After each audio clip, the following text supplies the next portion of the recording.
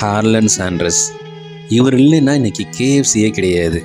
தன்னோட 6 வயசில் அப்பாவை இழக்கிறாரு. பட் ஆனால் அந்த வயசுலேயே அவர் சமையலையும் கற்றுக்கிறாரு.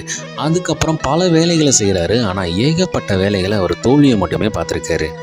தன்னோட 40வது வயசில் கெட்டுன்கி அப்படிங்கிற ஒரு இடத்துல ஒரு பெட்ரோல் பங்க் பக்கத்தில் சின்ன ஒரு ரெஸ்டாரண்ட்டை ஸ்டார்ட் பண்ணுறாரு.